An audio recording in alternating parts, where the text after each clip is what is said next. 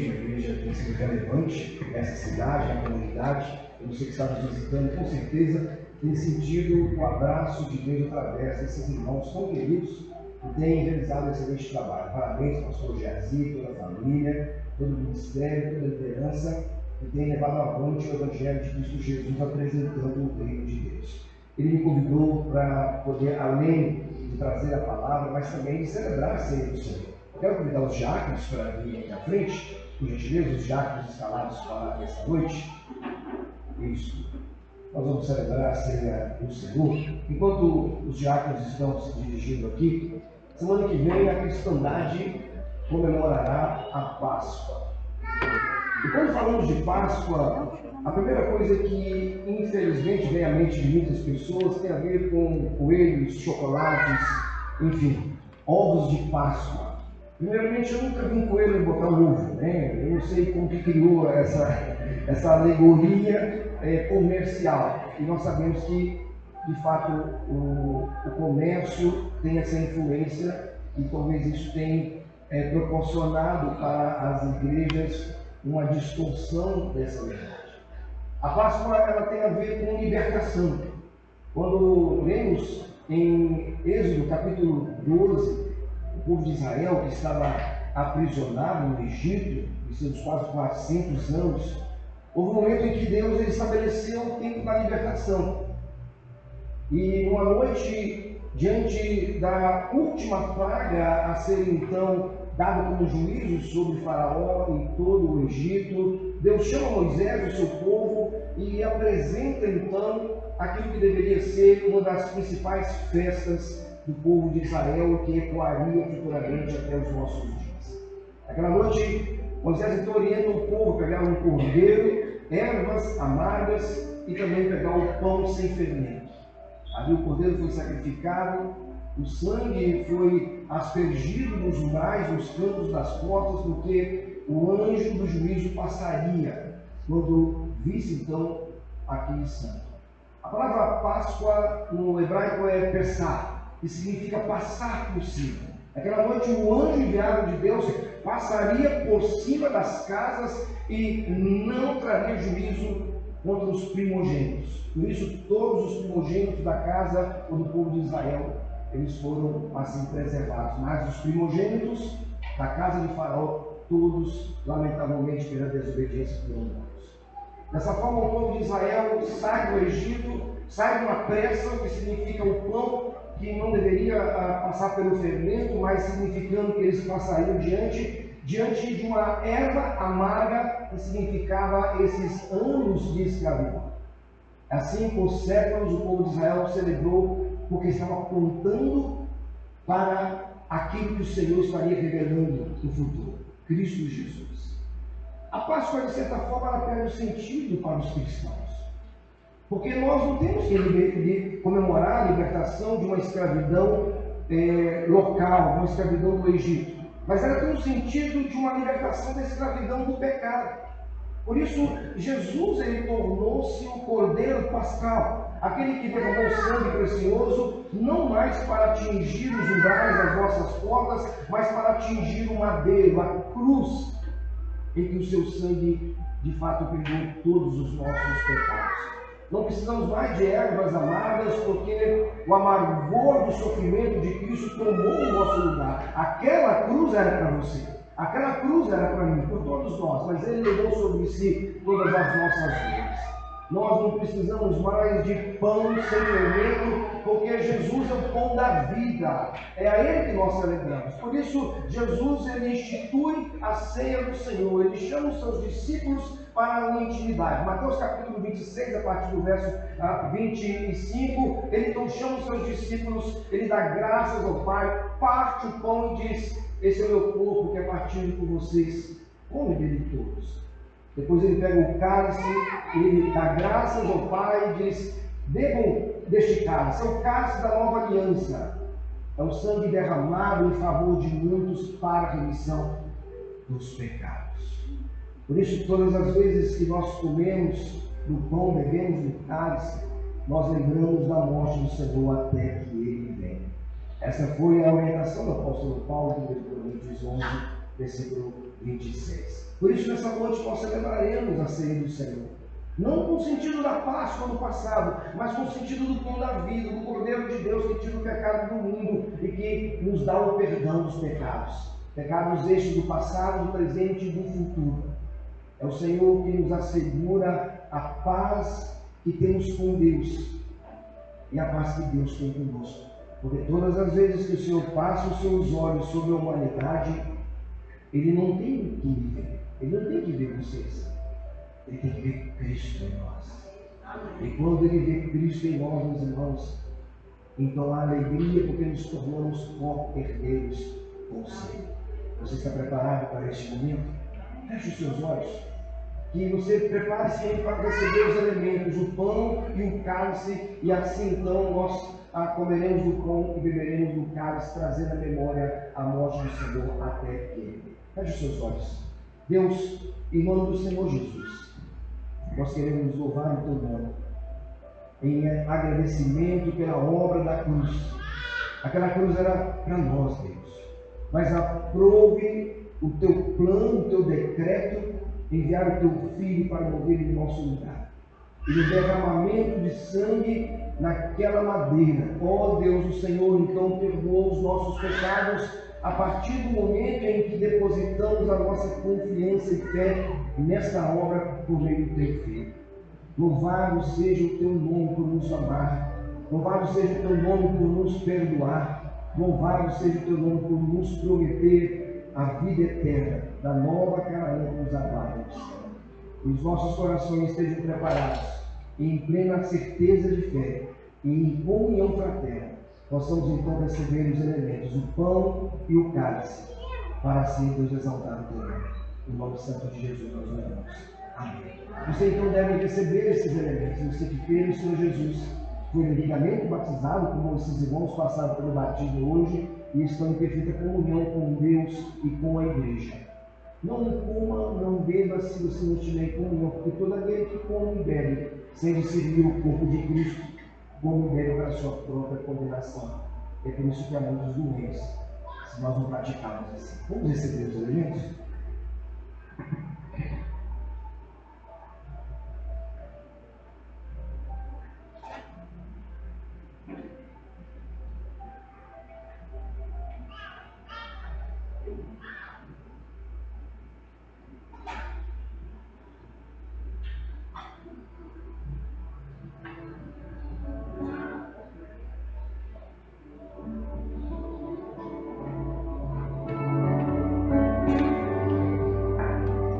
Se você pudesse colocar em pé, vai ajudar mais a fixar.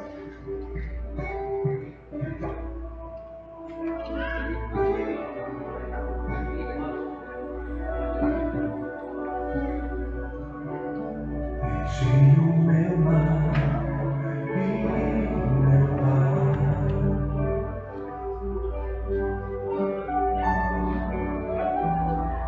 Enche minha glória por ti.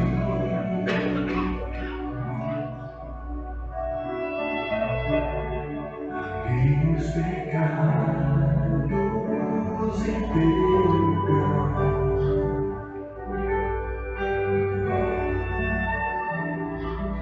O meu sangue para te salvar.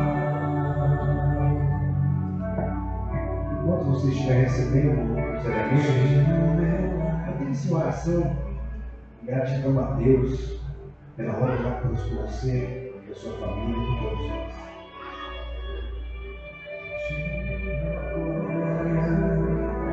Por ti.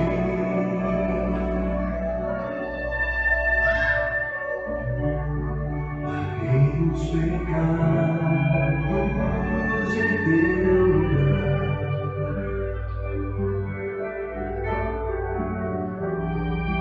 Verti o meu sangue pra te salvar.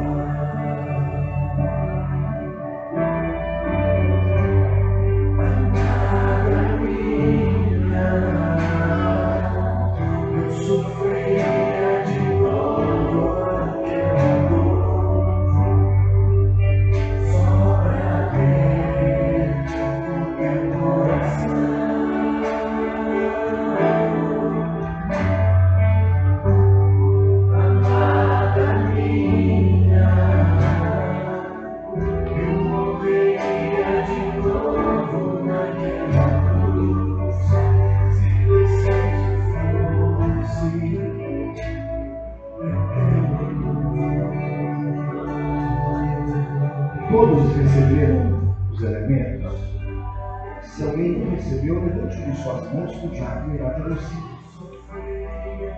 Todos receberam? Ok.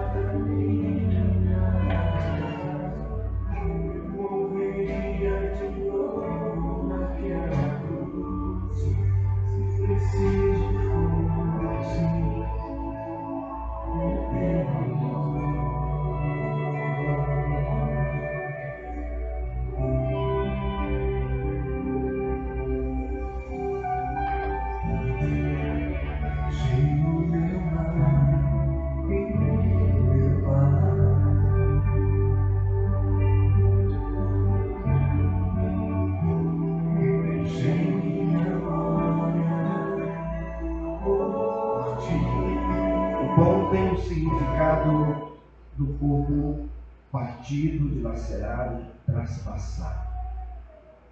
Cálice, ele nos traz à memória o sangue derramado na cruz. E como ele continua sendo pão, com os mesmos elementos, o cálice continua sendo cálice com os mesmos elementos. O que há de gracioso em tudo isso é a graça de Cristo em nós. Cálice e pão, eles não trarão nenhum benefício emocional ou espiritual, mas o Espírito Santo que habita em nós, sim. É Ele que produz em nós a certeza de uma vida eterna e a alegria e satisfação de vivermos em Cristo. Pai, graças te damos pelo pão, pelo corpo partido, graças te damos, ó Deus, pelo cálice, o teu sangue vertido. Que o teu povo, a tua igreja, celebre neste momento, na certeza do teu grande amor demonstrado por nós, lá na cruz do passado, e da esperança que temos no futuro do reencontro. Nós oramos, Deus, em adoração, em nome de Jesus. Vamos todos comer o pão do filho do cálice.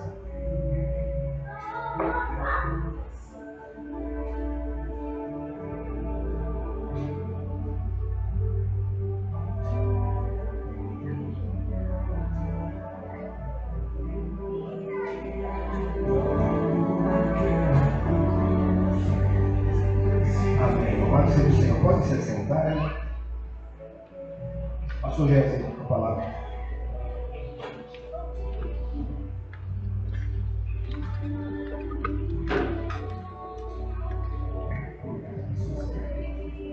Queridos, esse é o momento que nós consagramos ao Senhor os nossos bens, dízimos, ofertas, né? A palavra de Deus diz que nós devemos consagrar ao Senhor tudo aquilo que nós temos, para que haja mantimento na casa do tesouro. E essa é uma noite que nós estamos aqui e queremos pedir aos irmãos para colocar o gasofilaço, que nós vamos também neste momento de culto celebrar o Senhor, né, com grande alegria em nosso coração, por este momento na qual nós expressamos diante de Deus como um culto de consagração os dízimos e ofertas que nós oferecemos para o Senhor, para que haja mantimento na casa do tesouro. Tá? Mesmo com uma música que nós vamos colocar aí no nossa vida ali, enquanto nós estivermos ouvindo ou cantando essa canção, você que trouxe seu dízimo, sua oferta, você pode vir até aqui na frente do gasofilaço e depositar diante do Senhor o dízimo e oferta nessa noite em nome de Jesus.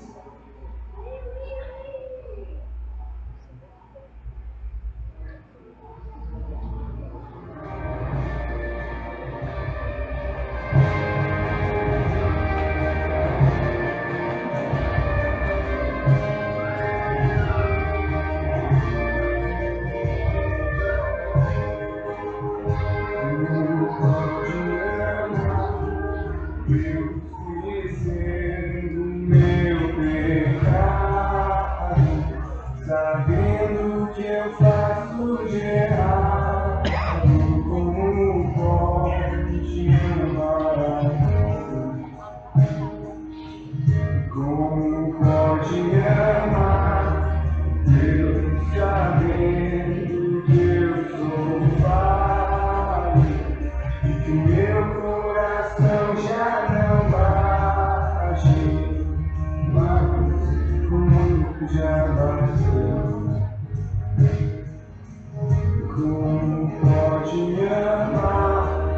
mesmo sabendo que eu fugiria.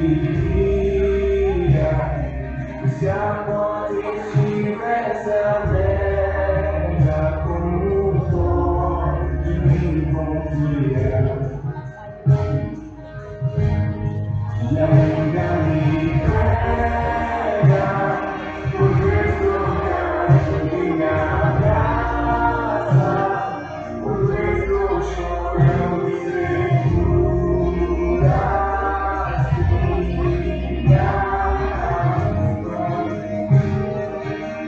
e me leva perto das chamas de amor que ardem em teu coração, e quando encontrei como uma flecha, explode meu peito e me bate joelhos enquanto eu choro. Vem no meu coração.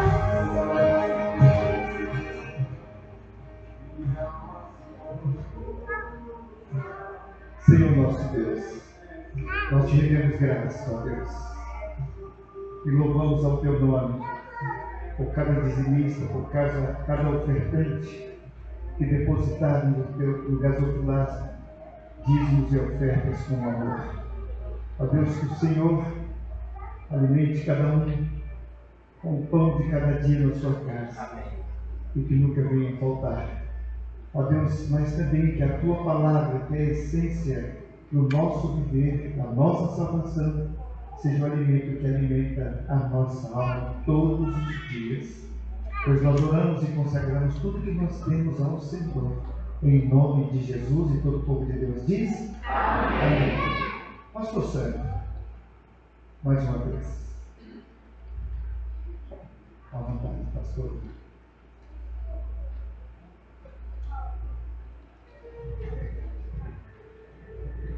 Meus queridos irmãos, eu trago um forte abraço da Primeira Igreja Batista em Coronel Fabriciano, a igreja que pastorei há quase 20 anos, a igreja de 75 anos.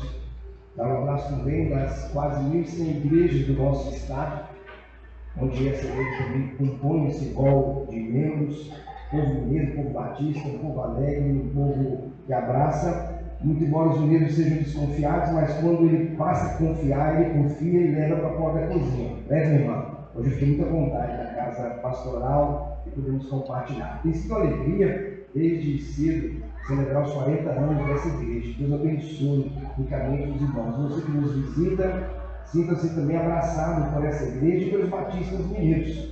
Forte abraço, eu disse pela manhã também para os nossos diretores executivos, pastor Márcio Alexandre e o pastor Ramon Márcio, nosso diretor executivo adjunto. Uma dupla que tem trabalhado, o pastor Jair conhece muito bem, de forma a mobilizar os pastores, mobilizar as igrejas, para que o reino de Deus continue sendo pregado. Queria, por gentileza, apresentar a minha família. Hoje pela manhã o tempo foi um pouco corrido, mas há uma projeção aqui. Isso, né? Essa é a minha família, minha digníssima esposa, a mulher mais bonita do estado, do país do mundo. E há de mim falar isso, né? E há de você, Marisa, falar para suas esposas, né? Carla Cristina é ministra de música, aquele bonitão do lado dela sou eu, pelo menos ela e a mãe disseram isso, então eu acredito, né? Meu filho Felipe e meu filho Gabriel. O Felipe vai fazer 21 anos agora, vai cursando direito, solteiro. Essa é uma moça solteira, quando eu passo o WhatsApp para vocês, eu falo assim, morre de vergonha, né? E o Gabriel está namorando, é o mais novo, 18 anos, né? Está trabalhando também, foi chamado para o Ministério Pastoral, começa o seminário este ano, com a graça de Deus. Ele se sente muito alegre em saber que os nossos filhos estão no caminho do Senhor. O Gabriel é baterista, guitarra, baixista, que mexe na área do som lá e no auxílio nas outras atividades. Essa é a minha família, a família Ferreira. Mas quero apresentar também a nossa igreja. Por gentileza? Isso, nessa frente da Primeira Igreja Batista Coronel Fabriciano. Passaremos com uma reforma a partir do mês de junho. Pode passar, por gentileza. Próximo. Isso. Esse ministério infantil né, uma festividade apresentando ali com os pais, uma celebração maravilhosa com o Alegre, e também a igreja em culto estava ali celebrando o Senhor. Saudade desse povo já nessas viagens. Muito obrigado. Que Deus nos abençoe e nos ajude a participar deste reino de Deus. Meus irmãos, temos dado um tema desafiador anunciando o reino de Deus. Essa igreja tem anunciado o reino de Deus há 40 anos. E é tempo de festividade, é tempo de alegria, é tempo em que nos achamos em graça nessa comunhão uns com os outros. Por isso nós trazemos visitantes, nós congregamos e acionamos a igreja para celebrar. Mas não pode ser semelhante a um irmão. Certa vez, um irmão que sumia da igreja em tempos de cultos normais, mas todas as festividades esse irmão parecia. Ele só vinha para o tempo de festa. E quando ele chegava naquela festividade, ele ia até o pastor e falava: pastor, deixe-me fazer uma oração. Eu sei que eu estou em falha com a igreja, faltoso, mas gostaria de fazer uma oração.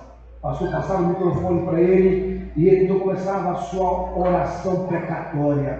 Oh Deus, que o Senhor me perdoe, que o Senhor me ajude, que o Senhor tire dessas teias que me amarram do desânimo.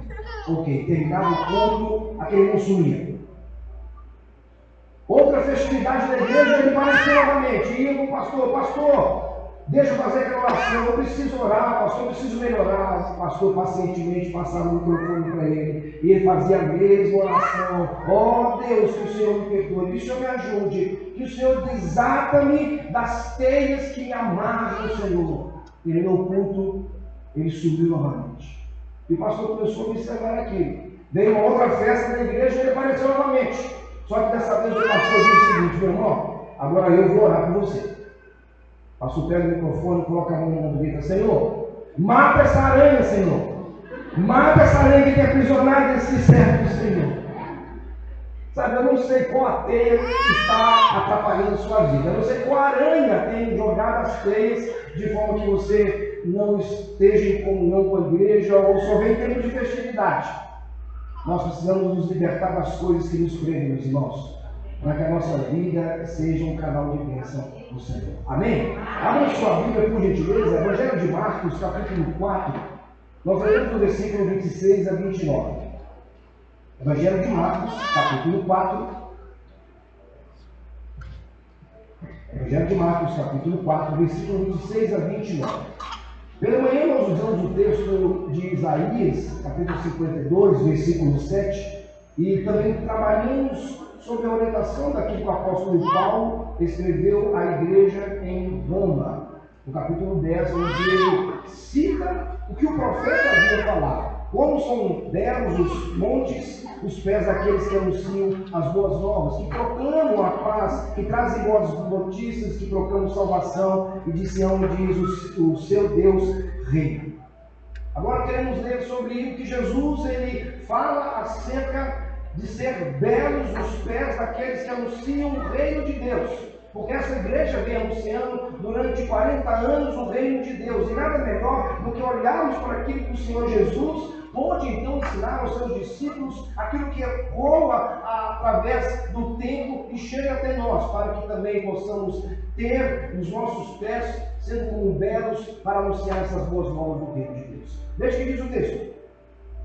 Ele prosseguiu dizendo: o reino de Deus é semelhante a um homem que lança a semente sobre a terra. Noite e dia, estando ele dormindo ou acordado, a semente germina e cresce, embora ele não saiba como. A terra, por si própria, produz o grão. Primeiro o talo, depois a espiga, e então o grão, cheio na espiga. Logo que o grão fica maduro, o homem lhe passa a foice, porque chegou a colheita. Vamos orar mais uma vez? Senhor, a tua palavra foi lida nesse momento. E queremos, ó Deus, ser apenas instrumento em tuas mãos para falar aquilo que o Senhor de fato tem a nos dizer essa noite a cada um. Que Cristo seja exaltado, que a tua igreja seja edificada, que o teu nome seja glorificado, e que vidas nessa noite possam entender o verdadeiro Evangelho, apresentar, ó Deus, a tua palavra e exposto, ó Deus, com verdade e clareza. No nome de Jesus oramos. Amém. Pode se sentar, meus irmãos.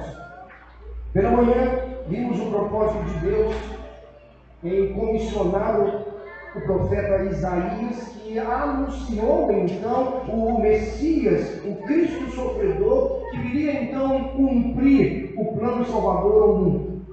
Com o cumprimento da morte e da ressurreição, em que o Senhor Jesus pôde derramar o seu precioso sangue, já bordado daquilo que a ceia do Senhor nos apresentou, ele então passa essa ação para os apóstolos e os escritores. Então eles deram aqui a continuidade deste grande comissionamento de anunciar o reino de Deus a todas as pessoas por onde quer que elas passassem. E com essa missão, o escritor de Marcos, ele agora compartilha em seu evangelho aquilo que o profeta Isaías disse 700 anos antes de Cristo, aquilo que ele predisse, e agora com a pergunta do próprio Cristo: o que é semelhante ao reino de Deus? Por isso o Senhor Jesus, ele usou essa pergunta e em muitas de suas parábolas para explicar aos seus discípulos essa natureza de um reino transformador, de um reino que cresce, de um reino que é anunciado por meio do Evangelho, de um reino que atrai as pessoas para compreender então o grande amor de Deus. E mais uma vez é apresentada a ilustração da prática agrícola, do plantio, atividade comum do homem do campo, para esclarecer a mensagem transformadora do Evangelho do Senhor. Meus irmãos, se em muitas mensagens a semente ela se assemelha à palavra lançada ao mundo, aquela que dá fruto e que cai em boa terra para produzir 30, 60, 100 por um, nessa parábola vemos aqui um poder sobrenatural em que a semente que germina, ela então cresce, frutifica quando é semeado e então está desenvolvendo para que um dia próprio, de acordo com o propósito de Deus, ela seja recolhida para o céu. Assim, os pés são formosos em anunciar o reino de Deus e trazer para nós o conhecimento. Qual o papel do discípulo em anunciar então o reino de Deus? Veja que nós estamos falando de discípulo.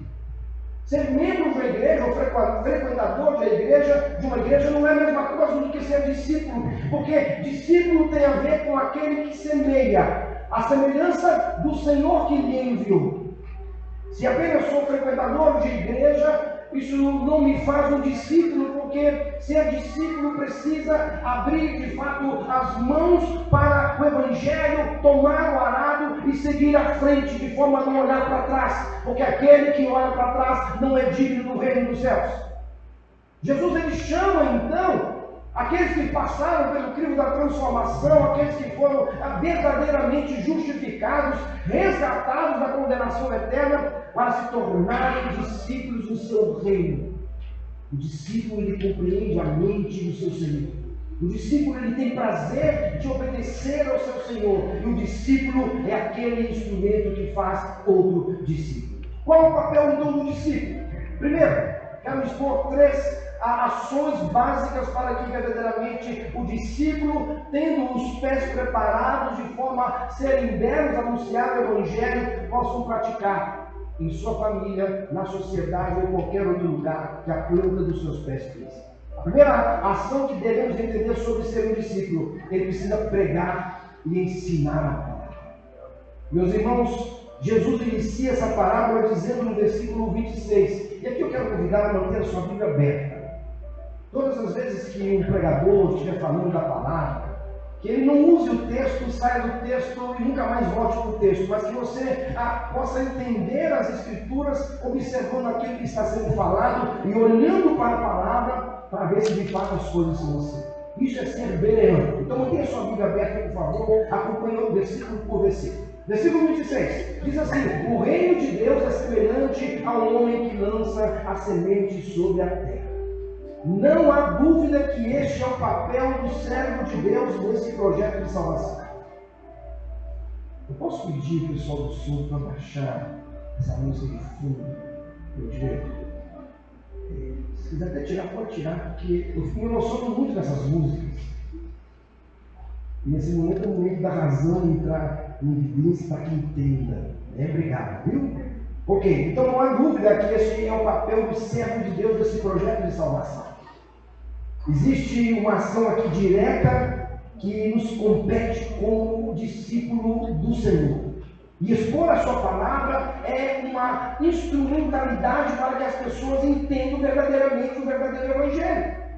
Hoje nós estamos num contexto em que as pessoas pregam uma mensagem coach de tal maneira que massageia o seu ego, a tal ponto que as pessoas até pensam o seguinte: bendito seja eu, louvado seja o meu nome. Não, meus amados irmãos, nós não somos merecedores de uma graça, como foi cantado muito bem pelo irmão, essa canção linda que ele solou aqui. De fato, éramos merecedores da morte, mas, no entanto, a graça maravilhosa de Deus, uma graça imerecível, ela alcançou o nosso coração tão somente por graça e misericórdia.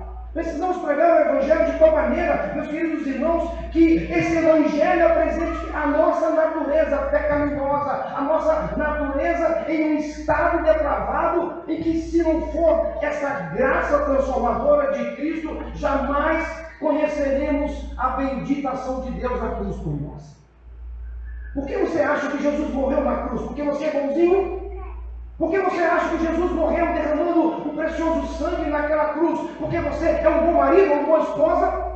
Por que você acha que Deus enviou o seu único filho para morrer naquele lugar? Por nós. Porque somos pessoas extraordinárias? Não, é porque somos pecadores. Porque se fôssemos pessoas bonzinhas, Jesus não precisava morrer por nós.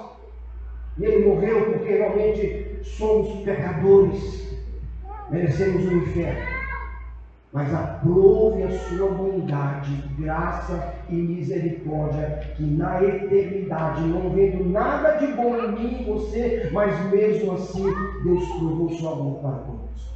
Romanos capítulo 5, versículo 8, o apóstolo Paulo diz o seguinte: mas Deus prova o seu amor para conosco, porque como éramos ainda pecadores, Cristo Jesus morreu por nós. A maior prova do amor de Deus foi que Deus enviou seu filho para morrer naquela cruz. Aquela cruz era para mim. Aquela cruz era para você, era para toda a humanidade. Mas a bondade, a paciência, a graça e a misericórdia de Deus, em seu plano e decreto eterno, enviou seu filho para morrer ali, no meu e no seu lugar. Essa é a ação de lançar a semente, anunciar o verdadeiro Evangelho que nos coloca no nosso devido lugar como pecadores e coloca Deus no seu devido lugar como Senhor soberano de todos, santo, perfeito e imutável. Por isso, quando pregamos o Evangelho, nós não falamos apenas Jesus te ama. Nós falamos Jesus te ama, mas de uma maneira em que não foi de graça. Ele morreu naquela cruz no seu lugar porque você é um pecador. Ele morreu naquela cruz para mostrar que nós precisamos nos arrependermos e nos voltarmos para Ele com urgência. O Evangelho, de fato, é anunciar para que as pessoas obedeçam tudo aquilo que Ele nos ordenou para estar conosco até que Ele volte.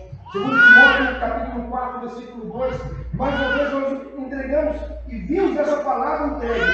Pregue a palavra e esteja preparado a tempo, fora de tempo, repreenda, corrija, exorte com toda paciência e doutrina. É assim que o Evangelho é pregado. É assim que essa semente é plantada em nossos corações. Lembre-se do que nós falamos pela manhã. A fé veio pelo ouvir e ouvir a mensagem de Cristo. Esta palavra. Não por qualquer outra coisa. Não pela natureza. Não por equipe que dança. Não pelo teatro. Não por uma cesta ou qualquer ação social, mas pelo Evangelho. Nós devemos sim praticar as boas ações ao mundo, mas não para que as pessoas de fato tenham salvação, porque essas coisas não podem salvar absolutamente ninguém, mas somente a obra da cruz. Entender que a ação social ou qualquer assistência social de fato faz um benefício eterno nas pessoas, isso é um engano. É como colocarmos pessoas dentro de um vagão com ar-condicionado, com o melhor comida, com a melhor roupa, com o melhor ambiente, mas temos trilhos sendo levados para o inferno. O Evangelho que nos mostrará realmente quem somos e quem Deus é. Dessa forma, O reino de Deus é um campo cujos semeadores de Deus trabalham, lançando então a semente, pregando o Evangelho e cumprindo com honra a sua obra. Veja que o apóstolo Paulo disse em 1 Coríntios 9,16: contudo, quando prego o Evangelho, não posso me orgulhar, pois me é imposta a necessidade de pregar. E olha o que ele diz: ai de mim se não pregar o Evangelho. É como se ele dissesse: ai de mim se eu não pregar o verdadeiro Evangelho que apresenta a cruz, que nos leva ao arrependimento e que nos mostra o caminho que nós estamos para nos convertermos de tal maneira e sair do caminho das garras de Satanás e do inferno. Ai de mim se não prego esse verdadeiro Evangelho para mostrar para as pessoas que elas precisam olhar para o único autor e consumador da nossa fé. Não há outro Salvador, não há outro caminho, não há outro que possa interceder, somente Cristo Jesus. Por isso a Ele nós damos toda a honra e toda a glória. Qual a ação de Deus nesse processo? Isso faz parte do segundo ponto que nos apresenta então sobre essa realidade de vida como discípulos de Jesus, tendo então os pés preparados para a proclamação do Evangelho em que o Senhor considera como os pés formosos. Segundo, devemos fazer de forma sobrenatural a palavra cumprir o seu propósito. Quando pregamos o Evangelho, nós testemunhamos com a nossa vida aquilo que o Senhor fez por nós. Quantas pessoas poderiam dar um testemunho de coisas impossíveis, intransponíveis, de algo que os médicos desenganaram, mas Deus, Ele fez o milagre acontecer. Quantos têm testemunho disso aí? Levante sua mão. O que Deus já fez na sua vida de forma sobrenatural? Muitas pessoas. Mas sabe qual é o maior milagre que Deus tem feito na vida de muitas pessoas? É encontrar um pecador como eu e você, homens e mulheres completamente desajustados, mortos espiritualmente, e colocar o seu Espírito para nos vivificar. Amém.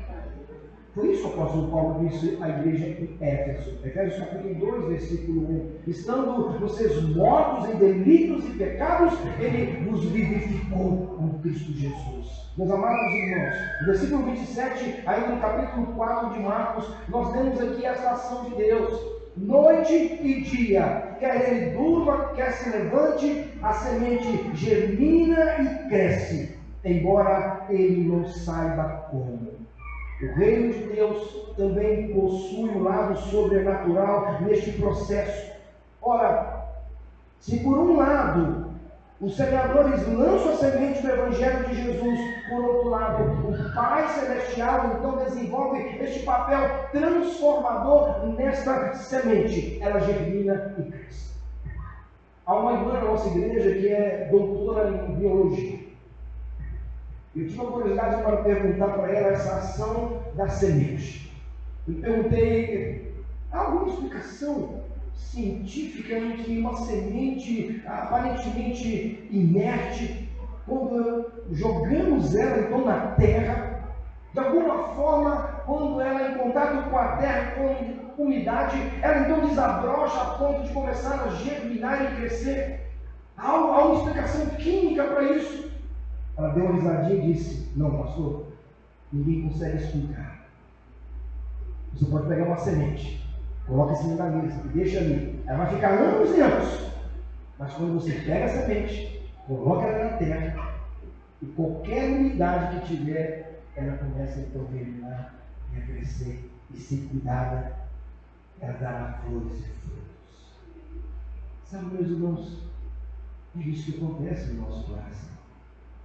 Nosso coração sem Cristo é um coração duro, é um coração paralisado, é um coração sem reações acerca daquilo que Deus espera de nós. Quando o Evangelho, então, ele é anunciado, quando o Evangelho, ele entra na nossa mente, e então ele desce para o coração, aqui estou falando no sentido figurado, a partir desse momento de forma sobrenatural, miraculosa, então essa semente do Evangelho começa a germinar no nosso coração, a tal ponto de fazermos reconhecer que precisamos de Deus. Então essa centelha do fogo de vida, ela reage às ações maravilhosas de Deus, e então vamos para essa graça e entendemos que somos pecadores e precisamos do grande amor de Deus que nos torna novas criaturas.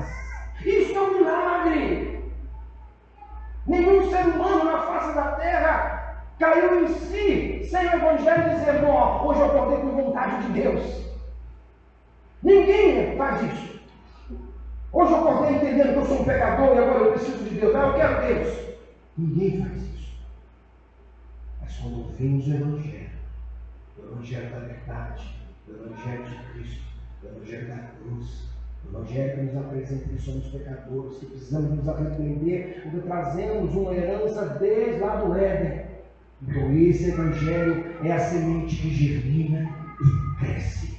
E então somos convencidos pelo Espírito Santo de Deus a crer em Jesus. Você já experimentou isso? A semente do Evangelho já caiu no seu coração e então germinou a tal ponto de você entender o grande amor de Deus. Depois de semear, a rotina diária do agricultor continua sem ser interrompida pela ansiedade de ver o crescimento da semente. Ele planta, ele vai dormir e ele precisa acreditar que existe um Deus soberano sobre tudo, sobre todos, sobre a semente e sobre o meu e o seu coração. Há uma confiança natural, sabendo que a terra produzirá aqui o seu fruto, ou seja, ele descansa em Deus, pois somente o Senhor da criação opera por meio do seu poder sobrenatural o milagre do crescimento e da frutificação.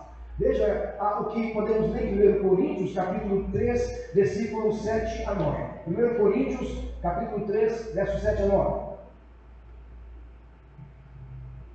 O texto diz assim: eu plantei, Apolo regou, mas Deus é quem fazia crescer. De modo que nem o que planta, nem o que rega são alguma coisa, mas unicamente Deus, que efetua aqui o crescimento. O que planta e o que rega tem um só propósito, e cada um será recompensado de acordo com o seu próprio trabalho, pois nós somos cooperadores de Deus. Vocês são lavoura de Deus e edifício de Deus, o que o glorifica.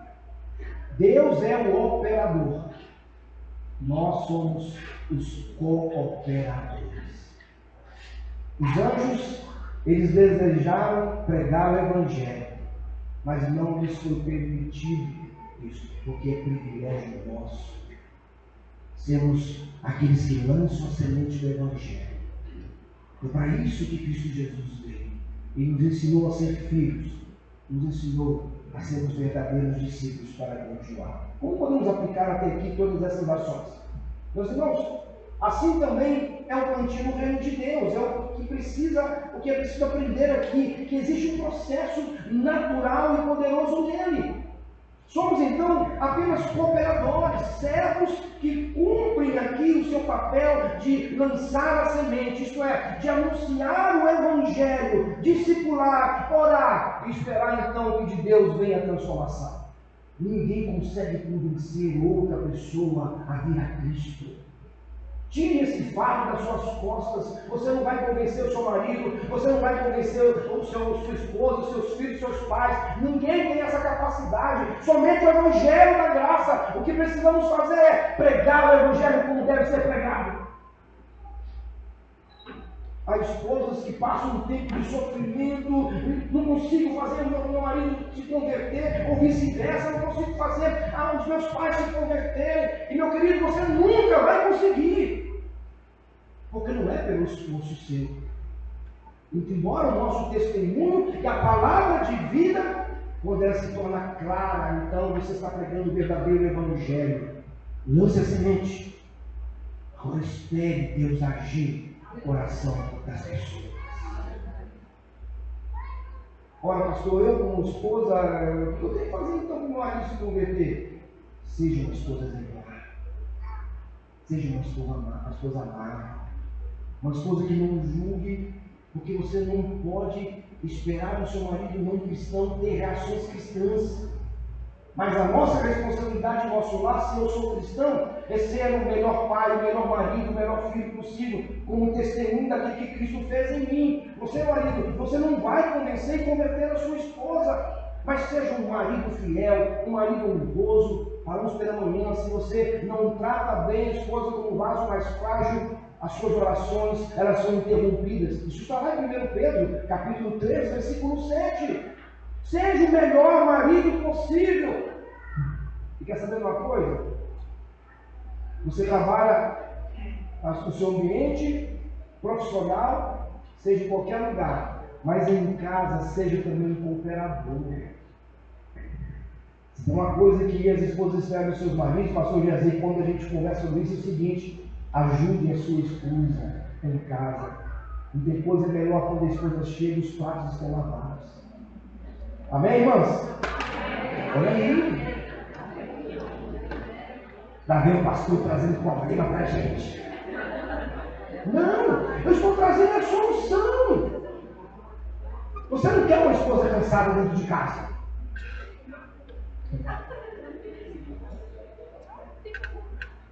Mas quando nós cumprimos o nosso papel como maridos auxiliadores que ajudem meus amados irmãos, essa esposa vai realmente a ser submissa, essa esposa vai honrá-lo, porque ela está entendendo que o marido está cuidando dela também. Isso igualmente para as esposas. Nenhum marido gosta que as esposas sejam aquelas que fiquem cobrando no pé. Certa vez, uma esposa chegou para o marido e falou: meu marido, a torneira já tem 6 meses que está gotejando e você não troca, você não faz nada. Sabe o que o marido pensa? Está querendo mandar em mim. Muito bem, vai ficar mais 6 meses. Mas a esposa sabe o que ela faz? Maridão, quem que é o homem de casa? Quem que é o xodó da esposa? Ô, meu amor, olha aquela torneira. Eu sei que você é capaz de fazer. Então, quando der, faça. Sabe o que não pensa? Deixa comigo. Eu vou contratar alguém para fazer. É mais fácil. Quem não tem habilidade, contrata alguém para fazer. Ela vai fazer. Meus irmãos, a melhor área na vida do reino de Deus, essa relação da família, o marido com a sua mulher, os pais com os filhos. Então, quando nós tratamos bem uns aos outros, queridos, então o reino de Deus começa a florescer. O marido que não é cristão vai olhar para a esposa cristã e vai dizer: eu quero Deus que essa mulher serve, porque ela faz algo que outra mulher é capaz de fazer. Então, a mulher vai olhar então para o marido, nos seus afazeres, no seu carinho, no seu amor, vai falar o seguinte: olha, de fato, o Deus desse meu marido é o Deus que eu quero servir, porque ele é um homem que este homem faz por mim. E assim nós daremos testemunho para os nossos filhos. É assim o reino de Deus, meus queridos irmãos, cada um fazendo o seu papel. Mas lembre-se, é o papel de Deus convencer as pessoas pelo seu espírito do pecado, da justiça e do juízo. Cabe-nos uma reflexão quanto à qualidade deste processo. Se o agricultor ele descansa depois do seu trabalho feito com esmero, na certeza então que a semente dará o seu fruto, graças ao governo soberano do Senhor, então devemos igualmente descansar nesse processo natural. Seja um bom marido, um bom esposo, um bom pai, uma boa mãe, um bom filho, um bom irmão. Pregue a verdade do Evangelho. Agora deixe com Deus. E fará com que, de fato, esse Evangelho alcance o coração endurecido.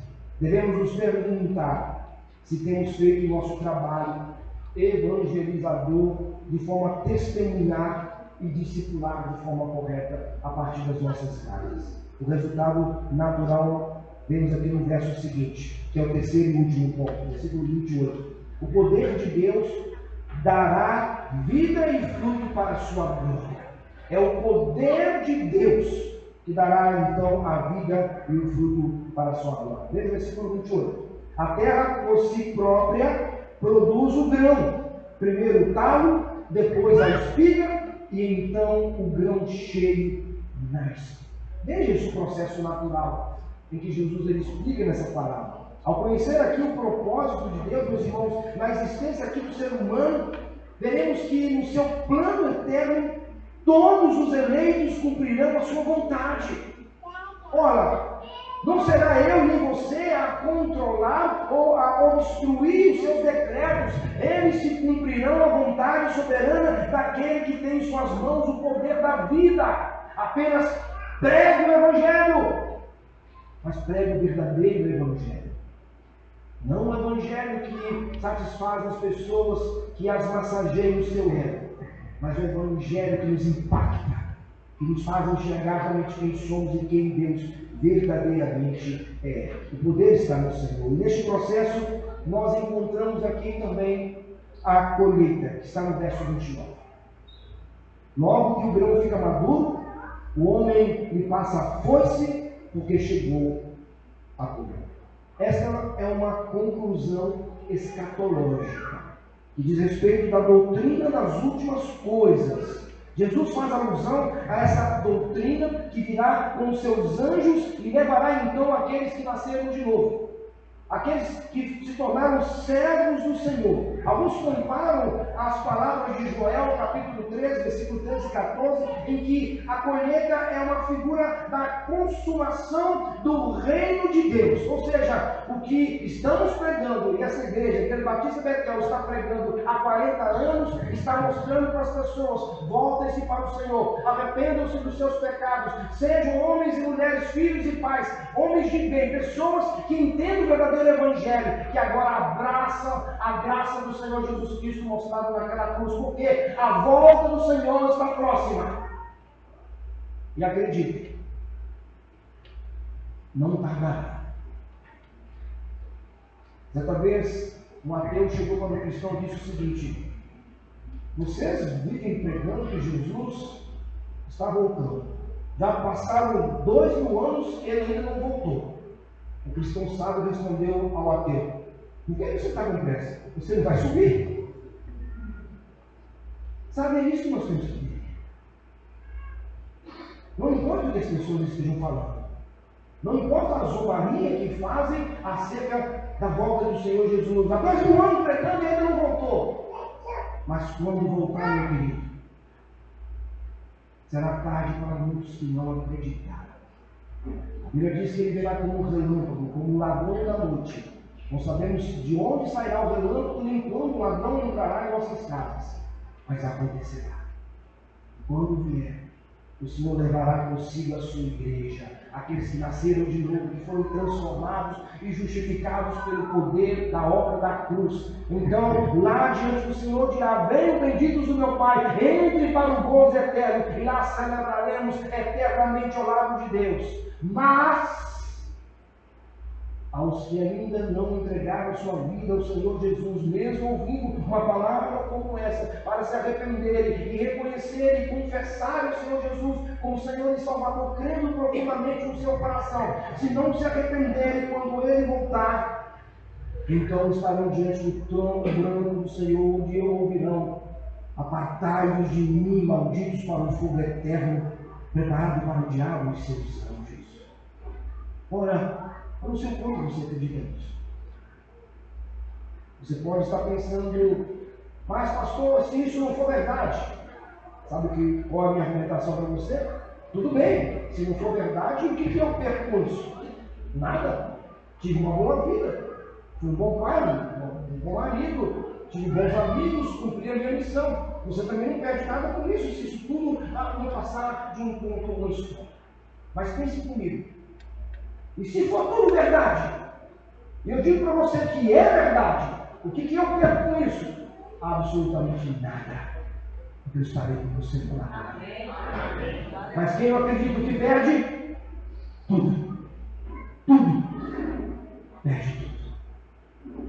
Viverá eternamente com a culpa na consciência, onde se lembrarão por toda a eternidade. Me avisaram, me falaram sobre Cristo, me falaram para se arrepender, me falaram para voltar para o Senhor e confessar como Senhor e Salvador da minha vida, mas eu não acreditei. e eternamente viverá em sofrimento, eternamente, talvez contemplando aqueles que estão no gozo eterno com o Senhor, como foi o caso do rico vendo Lázaro. Mas nós estaremos eternamente sendo consolados pelo Senhor. O que mais é preciso fazer para que você então creia que isso é verdade? O que mais é preciso para você tomar uma decisão enquanto há fôlego de vida em você? É hoje o tempo aceitável. Joel capítulo 3, verso 13, ele disse: lancem a foice, pois a colheita está madura, venham, pise com força as uvas, pois o lagar está cheio e os tonéis transbordam. Tão grande é a maldade dessas nações, multidões, no vale da decisão, pois o dia do Senhor está próximo no vale da decisão. E qual será a sua decisão nessa noite? Qual será a sua decisão sabendo de todas essas verdades? Continuar da forma que você está? Indiferente? Insensível? Ou tomar uma decisão de uma verdade que o Senhor realmente transforma a nossa vida? Quero concluir nessa noite, meus queridos irmãos e amigos, com essa ação óbvia. O Evangelho é anunciado com a palavra da verdade, apresentando aqui as características de um reino vitorioso que nos foi dado por Deus e a ser anunciado a todo mundo. Pregue o Evangelho a tempo e fora de tempo. O seu crescimento é o cuidado pelo poder soberano de Deus, que faz com que os pecadores sejam levados então ao arrependimento e se convertam pela fé na ação graciosa do Espírito Santo. Este mesmo Espírito que nos dá a perseverança de sermos escolhidos no tempo oportuno na eternidade dos céus. Por isso afirmamos, como foi na mensagem pela manhã em Romanos capítulo 10, se você confessar com a sua boca que Jesus é o Senhor e crer no seu coração que Deus o ressuscitou dos mortos, então será salvo. E ele continua: pois com o coração se crê para a justiça e com a boca se confessa para a salvação, porque todo aquele que invocar o nome do Senhor será salvo. Vale da decisão. Quem você quer pertencer nessa noite? Ao Senhor que morreu naquela cruz em seu lugar, com amor para te dar a vida eterna, ou ao seu egoísmo e indiferença que está te conduzindo a passos largos para a cruz? A decisão é sua. A mensagem, o Evangelho, a semente foi lançada no seu coração. Que o seu coração nessa noite seja boa terra para germinar e dar 30, 60, 100. Feche os olhos. Não sei como a sua vida ela tem andado. Enquanto você está indiferente, desacreditado ou incrédulo, talvez você tenha ouvido o Evangelho através da sua família, talvez você tenha sido um frequentador de uma igreja, mas sempre indiferente. Olha, ficar em cima do muro não é uma bolsa. Ficar em cima do muro é continuar do outro lado. A decisão ela tem que ser algo marcante na sua vida, a ponto de você dizer com todo o vigor da sua alma: Deus, eu reconheço Jesus Cristo como Senhor e Salvador do mundo. Eu me arrependo do tempo que eu estive distante do Senhor. E hoje eu reconheço que preciso dessa salvação, do teu perdão para a eternidade. Senhor, as nossas vidas nesse momento estão em tuas mãos. A tua palavra, por meio do teu Evangelho, que é a semente dos céus, foi lançada em todas as terras cujo coração pode receber pela fé. Agora é o poder do teu Santo Espírito de convencer a cada um do pecado, da justiça e do juízo. De modo, Deus, que sejamos quebrantados, para que nessa noite, Deus, a nossa decisão seja real, verdadeira e eterna. Não permita que nenhum ruído, que nenhuma incredulidade atrapalhe esse momento da ação do Senhor. mas que possamos, Deus, nos entregar por inteiro para experimentarmos do Senhor essa maravilhosa graça que nos atrai para os teus braços, no nome de Jesus. Aí com seus olhos fechados, meu querido amigo e irmão, se Deus ele falou de alguma forma no seu coração, e acredito que tenha falado pelo Evangelho pregado, e se você precisa tomar uma decisão agora, urgente, porque este é o tempo, reconhecendo Jesus Cristo como Senhor e Salvador da sua vida, eu quero convidar você a se colocar em pé. E eu quero orar por você, onde você estiver. Todo dia estou orando, não tenha vergonha. Se você entende que você precisa de Cristo agora, que precisa da sua salvação, do seu perdão, põe-se em pé, eu quero orar por você. Alguém nessa noite? Enquanto você está aí pensando, não vou insistir muito, mas talvez, meu querido irmão, você também andou incrédulo, e talvez hoje essa mensagem ela está impactando e chamando para uma consagração e entrega de vida, os seus bons talentos, tempo, recurso, com a sua disponibilidade. Seja um discípulo autêntico do Senhor. Se Deus está falando e chamando você para então se consagrar, eu peço que você se coloque em pé, e isso vai ajudar também os nossos amigos que nos visitam. Alguém essa noite? Põe-se em pé, quero orar por você. Eu não vou insistir muito, é você Deus, amém. Amém. Mais alguém? Pode colocar em pé, você Deus, amém. Você, meu querido visitante, que deseja confessar Jesus Cristo como Senhor, se você quiser, pode se colocar em pé. E assim, firmando a sua decisão ao lado de Cristo. Amém? Amém. Deus, que estão essas pessoas se colocando publicamente diante do Senhor. O Senhor conhece os seus corações. Sabe, Deus, o que precisa. E todos nós precisamos da tua graça salvadora, reconciliadora e perdoadora. O Senhor nos ajude a perseverar. O Senhor nos ajude, Deus, a permanecerem no Senhor, praticando uma fé saudável, que nos faz conhecer mais do teu caráter, da tua bondade, dos teus atributos. Que a tua bênção esteja sobre eles. Que a tua bênção esteja sobre todos os nossos amigos que nos visitam, sobre essa igreja, sobre a família pastoral. Ajude-nos a experimentar a cada dia a pessoa de Cristo, Senhor e Salvador nosso. É a nossa oração, em nome precioso e santo de Jesus. Amém.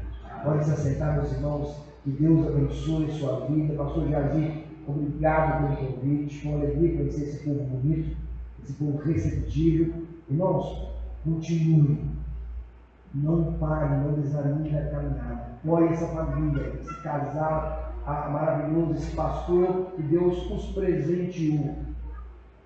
Temos tido falta de bons pastores nesse tempo. Não abra mão do pastor que Deus presenteou a vocês.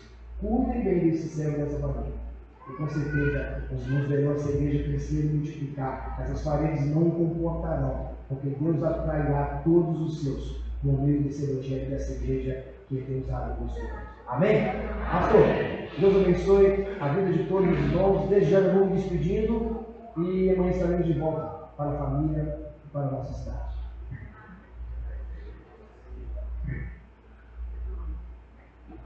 Obrigado, pastor Sérgio.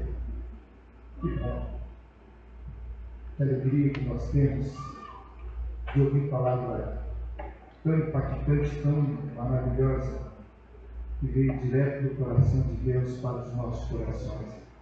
Louvado seja o nome do nosso Deus. A festa não está terminando. Por hoje ela vai estar suspensa, mas ela vai continuar. Porque o Senhor tem nos abençoado, tem nos dado esse privilégio de vivermos esse tempo de Deus aqui nesse lugar. E acredite, meu querido, esta semana será uma semana de muitas realizações para nós, o povo de Deus. É só nós crermos e obedecer aquilo que nós temos ouvido e temos escrito e colocar em prática em nossas vidas, porque essa é a verdade de Deus para os nossos corações, porque aquilo que nós ouvimos, ela alimenta a nossa alma e dá-nos esperança para vivermos esses dias tão felizes. Mas, meus queridos, agora ao encerrar este culto, antes de nós irmos lá para trás para lancharmos, Tem, não tem? Ou não? Tem. Tá? Não pode faltar. Aí todo mundo sorriu, olha que maravilha. Não, mas faz parte desse sorriso maravilhoso. Né, Ivan? Evandro não, Evandro também. Evandro e Ivan. Às vezes eu faço confusão, mas são pessoas muito queridas também. Né? Mas antes de a gente falar, eu queria fazer uma coisa.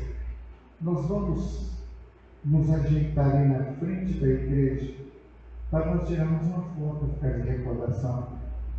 Tá bom, queridos? Os visitantes também, todos nós, ao sairmos, nós vamos nos ajeitar aqui na frente. O espaço tem que ficar pequeno, realmente. Como o pastor profetizou nessa noite, que essas paredes se rompam, não sei para que lado, mas um dia ela vai acontecer, para que a casa de Deus realmente possa suportar o tanto de pessoas que haverão de aceitar a Jesus. E se for necessário, vamos lá para aquela quadra lá. Deixa eu falar uma coisa aqui, irmãos. Rapidamente eu lembrei de uma coisa. Lá em Juiz de Fora, o pastor deve conhecer essa história. Eu vi o testemunho do pastor lá da igreja de Fora, me esqueci o nome dele agora.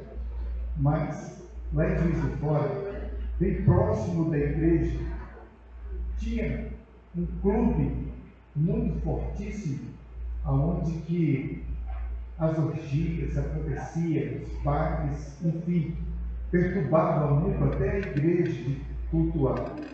E aquele pastor, lamentando e chorando muito, ele falou desse: Senhor, eu sei que tudo é possível ao crer. Nós não temos recursos nem condições para comprar, mas Senhor, se não for pedir demais, dá-nos aquele clube para nós. Sabe o que aconteceu, queridos? Passado menos de 3 meses, o pessoal do clube ofereceu para a igreja, porque sentiu que estava incomodando a igreja.